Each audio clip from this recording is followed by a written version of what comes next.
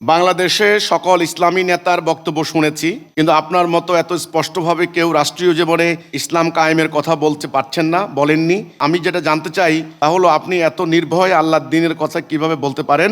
আপনার কি ভয় করে না? দেখেন, ভয় হচ্ছে মানুষের একটা বৈশিষ্ট্য। ভয় মানুষের থাকবে। মানুষ গরমকালে গরম অনুভব করে, শীতকালে শীত অনুভব করে, এটা স্বাভাবিক।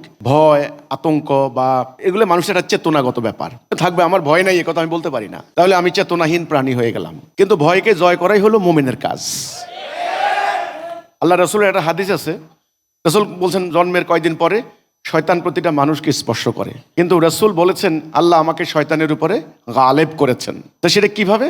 যখন আপনি এই সিদ্ধান্ত নেবেন যে আল্লাহর হুকুম ছাড়া কারো হুকুম মানবেন না, তখন শয়তানের উপরে আপনি বিজয়ী হয়ে যাবেন। আমার ভয় আছে, ভয় নাই কেন?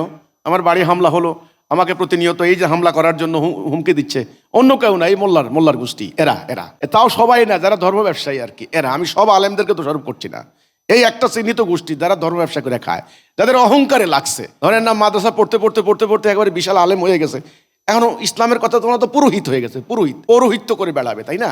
ধর্মের কাজ করবে, মানুষের কাছ থেকে টাকা নিবে, মানুষ তাদেরকে সালাম দিবে, আতর দিবে, হ্যাঁ, মুরগির রান, খাসির রান দিবে। পুরোহিত, এই যে যেমন হিন্দু ধর্মের মধ্যে পুরোহিত আছে, তেমনি এরা পৌরোহিত্য করে বেড়াবে। এখন মধ্যখানে আমরা কোরআন হাতে নিয়ে ইসলামের কথা বলতে বের হয়েছি, কাজে এটা তো সহ্য হচ্ছে না। এরা আমাকে আক্রমণ করছে, আমাকে হামলা করছে, আমাকে হত্যার জন্য ফতোয়া দিচ্ছে ইত্যাদি। তো বলে, আপনি বলেন আপনার কি ভয় আছে না? আপনাকে ভয় ডর করে না? হ্যাঁ, ভয় আছে। আমার বাড়িঘর হামলা হয়েছে 4 বার, আমার বাড়িতে আগুন দিয়ে দিয়েছে কয়েকবার, এখনো প্রতিনিয়ত হুমকি দিচ্ছে। আমার আতঙ্ক আছে, ভয় আছে, ডর আছে, ঠিক আছে, কিন্তু আমি শপথ নিয়েছি ইনশাআল্লাহ ভয়কে জয় করব।